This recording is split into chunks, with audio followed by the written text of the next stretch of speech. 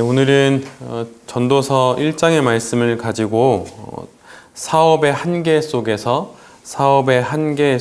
라는 제목으로 하나님 말씀 함께 나누겠습니다. 오늘 전도서를 쓰고 있는 이 사람을 전도자라고, 물론 이제 다른 말도 많이 있지만 전도자라고 한다면, 그는 12절부터 오늘 본문 14절까지 자신의 모든 지위와 또 모든 방법과 또 수단을 동원해서 신중히 살피고 샅샅이 조사한 그의 결론을 먼저 말합니다. 관념으로서의 결론이거나 책만 보고 내린 결론이 아니라 자신이 살아온 삶의 수많은 경험 속에서 얻게 된 결론을 말하는 거예요. 그건 바로 다음과 같습니다. 모두 다 헛되어 바람을 잡으려는 것이다. 그러면서 그는 우리의 삶을 곧게 펼 수 없는 구부러진 것, 또 없기에 셀 수 없는 것이라고 말합니다. 이 부분을 메시지는 이렇게 기록하고 있어요. 인생은 펴지지 않는 탈의 송곳, 더할 수 없는 뺄셈이다. 여기서 탈의 송곳은 와인 등의 이 코르크 마개를 따는 그 송곳을 말합니다. 용수철 모양으로 이렇게 둘둘둘 말려있는 송곳을 말하는데, 우리 인생이 그런 모양이라는 거예요. 그리고 더하기는 없고 뺀셈만 있는 것이 우리 인생이라고 하는 것이죠. 곧게 펼 수도, 반반하게 곧게 펼 수도 없고 무엇인가를 모으거나 쌓을 수 있는 것이 아니라는 뜻입니다. 이렇게 모든 것이 헛되다고 말한 전도자가 그 헛됨의 첫 대상으로 삼는 것은 지혜와 지식입니다.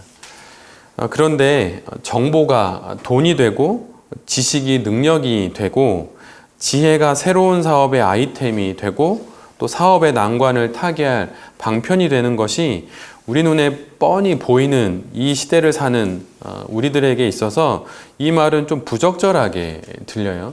그리고 기업들도 지식경영이라고 하는 용어로 상당히 오랜 기간 동안 한국 사회를 이끌었던 것도 사실 있습니다.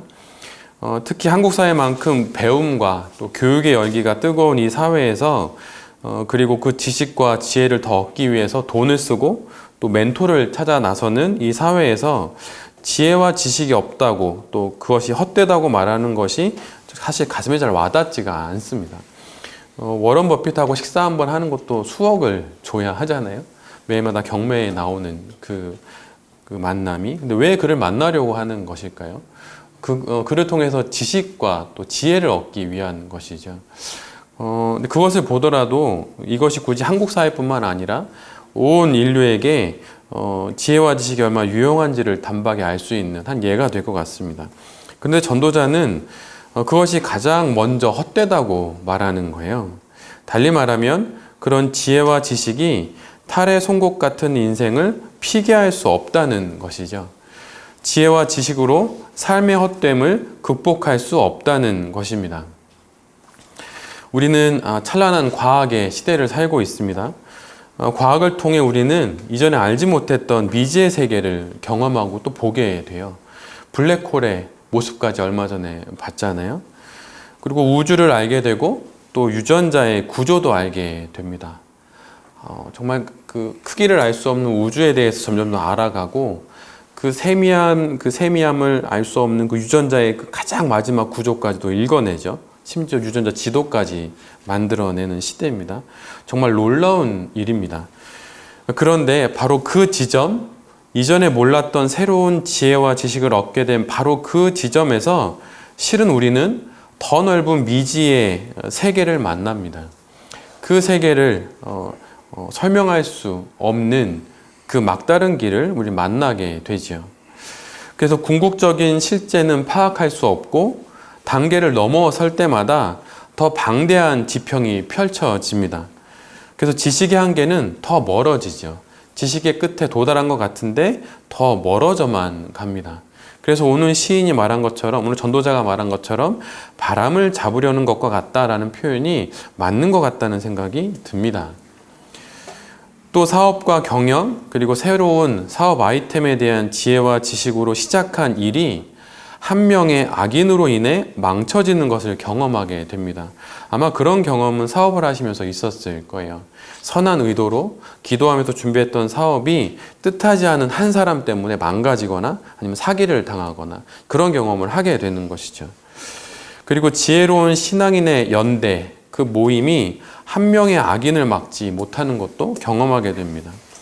역사 속에서는 2차 세계대전이라는 그 광기의 전쟁과 인류에 대한 학살이 독일, 그것도 신에 대한 지식과 인간에 대한 지식을 그렇게 추구하던 그 독일에서 히틀러를 구원자라고 부르면서 일어났다는 것이 바로 그 사례일 수 있는 것이죠. 한 명의 악인 히틀러가 수많은 신학자, 기독교 윤리학자, 철학자들의 그 지혜와 지식을 무용지물로 만들어 버렸습니다. 정말 지혜와 지식의 헛됨을 바로 볼 수 있는 것이죠. 그런데 전도자는 덮어놓고 지혜와 지식의 무용론을 말하는 것은 아닙니다. 우리가 얻고자 하는 지식, 사용하고자 하는 지혜 속에 있는 그 본질적이고 근원적인 그 지혜와 지식의 한계를 말하는 거예요. 우리로 하여금 그것을 보라는 것이죠. 전도서에서 말하고자 하는 지혜를 이해하기 위해서는 먼저 다른 지혜 문학에서 말하는 지혜에 대한 입장과 견해를 잠시 잊을 필요가 있어요. 왜냐하면 되게 상충되는 것들이 많이 있기 때문입니다. 그런데 먼저 그것을 좀 잠시 멈추고 전도서만 유심히 살펴봐야 합니다. 그래서 문맥을 따라 그 지혜라고 하는 단어들 또 그 이외의 단어들의 다양한 의미를 고찰해야 해요. 그렇게 될 때 나중에 그 모든 과정을 지나고 나서 나중에 그 모든 지혜 문학에서 말하고 있는 지혜에 대한 입장과 견해들이 다 통합이 됩니다. 그러면서 그 지혜를 온전히 바라볼 수 있게 되는 것이죠. 그리고 전도서에서의 이 지혜와 지식은 물론 우리 모두가 잘 알다시피 하나님에 관한 지혜와 지식, 즉 호세아 선지자가 말한 내 백성이 지식이 없으므로 망하는도다 라고 하는 이 문장에 하나님에 대한 지식이 아닌 비유하자면 땅의 지식을 말하는 것을 우리 모두 또 알고 있어야 해요. 그러니까 전도서에서 말하고 있는 그 지혜의 무익함들을 말할 때 그 지혜는 땅의 지식을 말하는 것입니다. 자크 에릴이라고 하는 사람이 있어요. 그가 이렇게 이야기를 했습니다. 히브리적 생각 속에서 지혜는 일종의 천상의 딸처럼 실체화되고 이상화되어서 인간으로부터 신에게로 이전되었다고 알려져 있다. 그런데 이상하게도 전도자는 지혜를 그렇게 인식하지 않고 삶의 그가 말하는 그 지혜는 삶의 경험을 말하고 복잡한 실존의 문제를 풀어가는 적응 능력을 말한다. 좀 복잡한데요. 여기서의 지혜는 하나님의 지혜가 아니라 인간이 자신의 한계 내에서 이루어가는 그 지혜를 말한다. 이렇게 말합니다.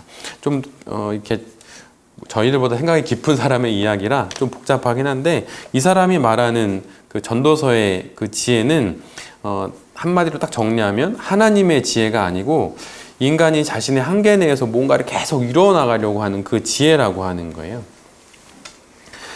그래서 진정한 지혜는 그런데 그 한계를 만남으로 시작이 됩니다. 참다운 지혜는 인간이 자신 안에서 뭔가를 해보려고 하는 그 지혜들이 막다른 길에 들어섰을 때 비로소 진정한 지혜가 열린다고 하는 거예요.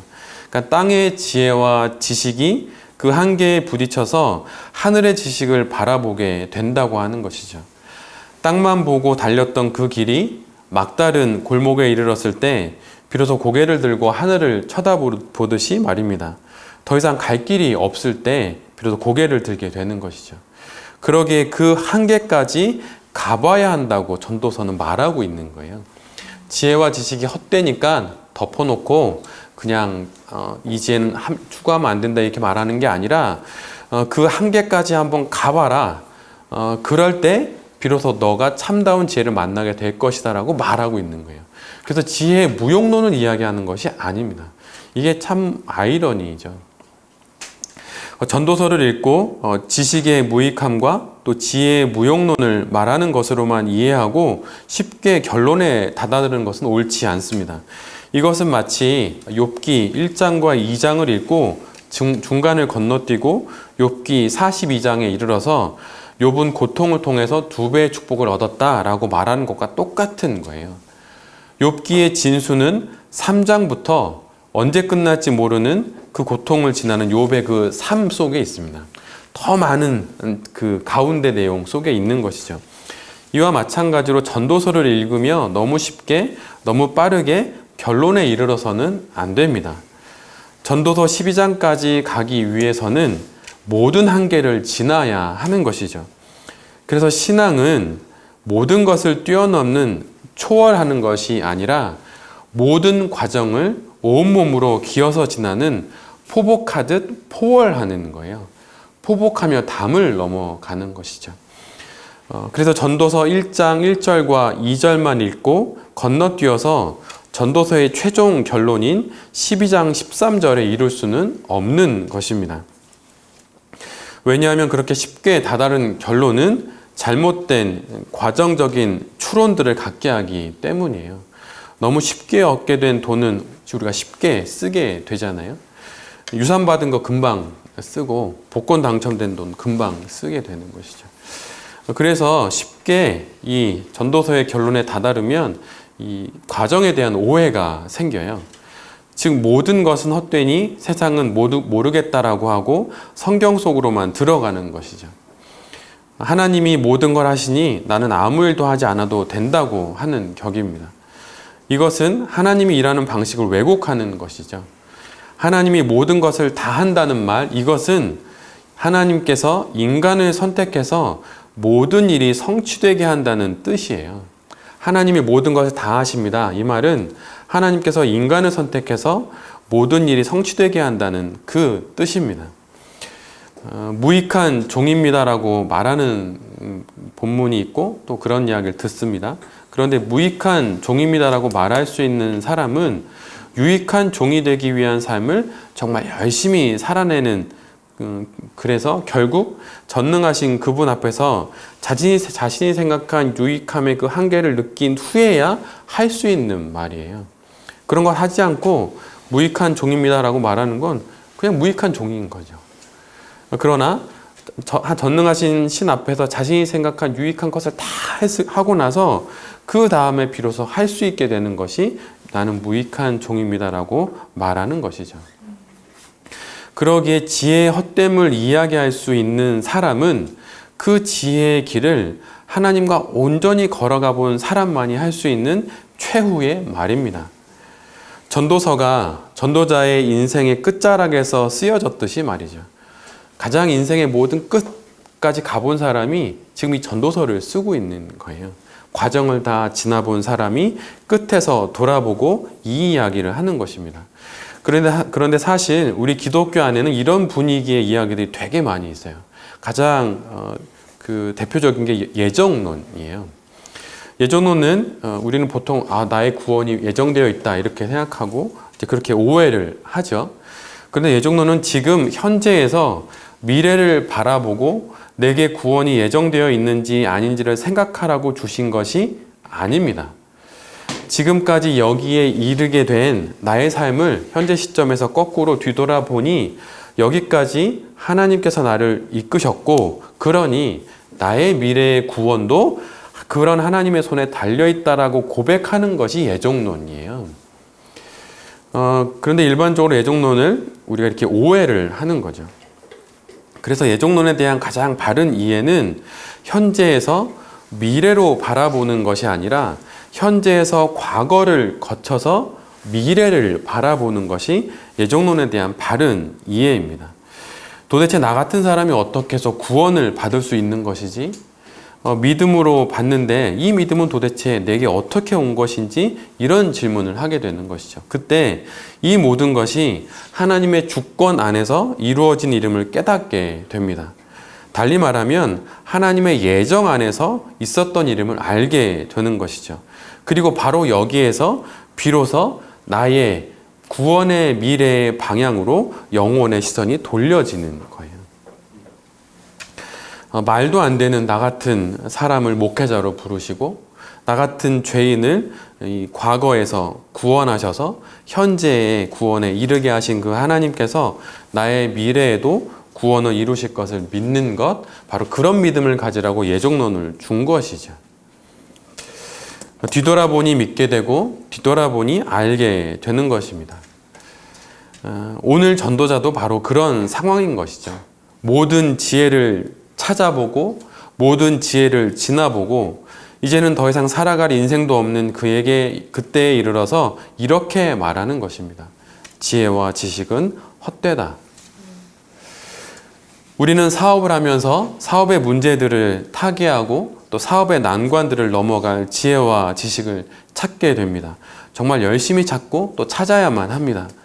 전도서 2장과 3장, 4장을 지나서 전도서 12장, 12절에까지 이르는 모든 과정을 지나야 해요. 하나도 빼놓지 않고 빼곡히 채워가며 지나야 합니다. 그리고 그 모든 순간, 모든 날 속에서 지혜와 지식의 한계를 만나야 하는 것이죠. 그 한계 속에서 그래서 마침내 주님을 더욱 알아가고 주님을 더욱 갈망하게 되는 것입니다. 지금껏 알았던 지혜와 지식으로 타개할 수 없는 일들을 우리 반드시 만나게 될 것입니다. 그러나 그때 우리는 비로소 참 지혜와 지식이 무엇인지 알게 돼요. 그리고 지금껏 알았던 지혜와 지식으로 문제를 타개하고 또 해결하고 다시 난관에 부딪히면서 우리 모두는 우리가 알고 있고 가지고 있던 지혜와 지식의 한계를 알아가게 되는 것이죠. 그리고 그 지혜와 지식의 헛됨 속에서 하나님을 더욱 알게 되고 주님을 더욱 견고히 믿게 되는 것입니다. 우리의 사업을 이끌어갈 지혜와 지식만 있다면 나의 사업은 안정적이고 확정적일 수 있다는 생각을 전도자는 버리게 만드는 것에 목적이 있어요. 우리의 삶은 비유하자면 확정된 밑그림을 따라 그리는 그림이 아닙니다. 삶은 스케치와 같아요. 그것도 밑그림 없이 그리는 스케치입니다. 밑그림이 있으면 따라 그리면 되는데 그렇지 않은 거죠. 그래서 변할 수 있습니다. 우리의 계획대로 되지 않고 내가 꿈꿨던 대로 그려지지 않을 수 있어요. 그러기에 변할 수 있습니다. 이 사업을 이런 방향으로 시작했는데 사업의 방향이 바뀔 수 있어요. 왜냐하면 그것은 밑그림이 없는 스케치이기 때문이에요. 그런데 여기서 우리가 기억해야 하는 것은 그 그림은 그러나 지울 수는 없다는 거예요. 우리 인생은 지울 수는 없습니다. 그러기에 삶은 밑그림 없이 그리는 단 한 번의 스케치인 것이죠. 그래서 변할 수 있습니다. 그래서 실수도 하고 잘못 그릴 수도 있어요. 그러나 바로 잘못 그린 바로 거기서 또다시 그려가야만 하는 거죠. 그러나 모든 생이 마치는 그날에 그림을 멀리서 바라보면 마치 잘 맞춰진 퍼즐처럼 마치 밑그림이 그려진 그림처럼 내가 그린 그 그림이 그려진 것을 알게 될 것입니다. 예정론의 이해로 살아온 삶을 생애 끝에서 바라보듯이 우리의 사업도 그렇게 바라볼 수 있게 되는 것이죠. 우리의 사업도 마찬가지입니다. 사업의 지혜와 지식이 한계를 만나고 그 헛됨을 순간순간 알면서 사업이 내 신앙의 수련의 도구이고 믿음의 도구이고 나의 무익함과 하나님의 전능함을 아는 도구가 됨을 우리는 경험해야 합니다. 사업을 풀어가는 지혜의 한계 속에서 우리의 사업이 내가 아닌 하나님에게 달려 있음을 더욱 알게 되는 것이 복입니다. 이것이 실은 사업의 궁극적인 목적이에요. 사업의 궁극적인 목적이 더 많은 돈을 모으고 더 큰 기업을 이루고 인류에 공헌하는 이런 것일까요? 이것이 목적일 수는 없습니다. 그러나 이것이 그 참된 목적을 향하는 과정에서 이루어지는 일들일 수는 있어요. 목회를 시작했습니다. 목회를 했는데 한 10만 명 되는 교회를 이루었어요. 어느 목사님은 평생을 목회했는데 어느 분은 2명을 목회하게 됐어요. 단 이 두 목회자 두 분이 하나님 앞에서 동등하게 신실하게 목회했다는 전제하에 하나님 앞에 가면 하나님이 뭐라 말씀하실까요? 숫자로 판단하시겠습니까? 그건 과정에 지나지 않아요. 그러면 우리의 인생의 목적, 우리의 사업의 목적은 무엇일까요? 그것은 딱 하나예요. 그건 하나님입니다.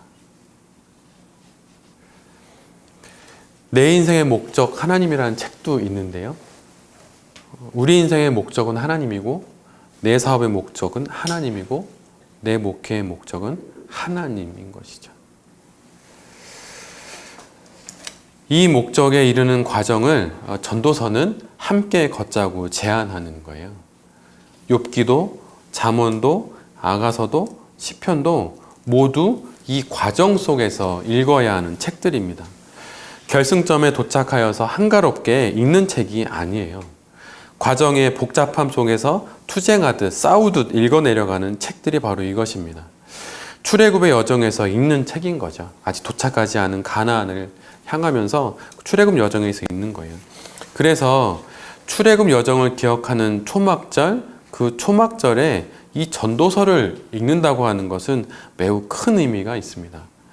광야, 이미 주어진 자유와 아직 실현되지 않은 약속의 땅이 분리되어 있는 그 시간과 공간을 의미하는 그 광야, 바로 그 광야를 기억하면서 읽는 책이 전도서입니다.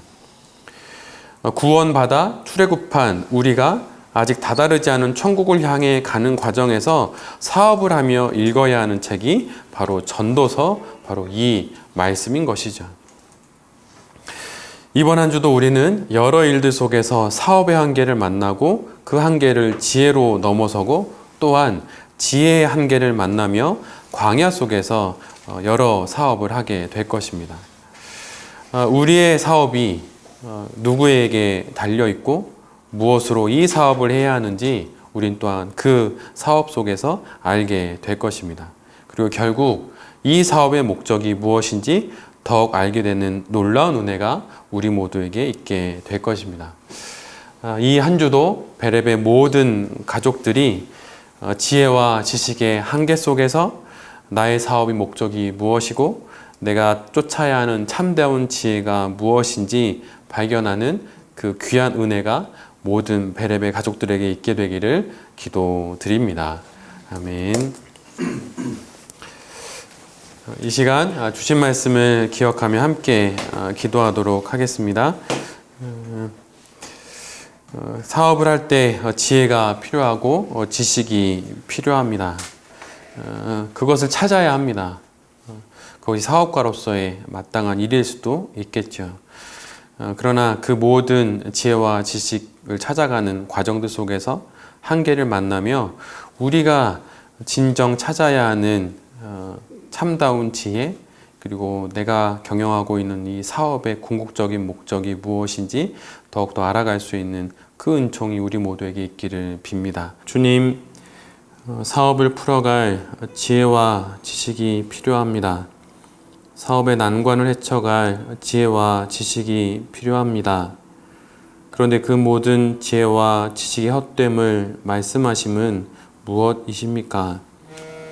출애굽하여 광야를 지나는 이스라엘 백성들처럼 인생의 광야를 지나며 사업을 할 때 우리의 사업이 무엇에 달려 있고 어디를 향해야 하는지 알게 하여 주시옵소서. 사업의 한계를 만날 때 온 몸과 온 영혼으로 그 한계를 지나가는 그 은총을, 그 믿음을 우리에게 허락하여 주시옵소서.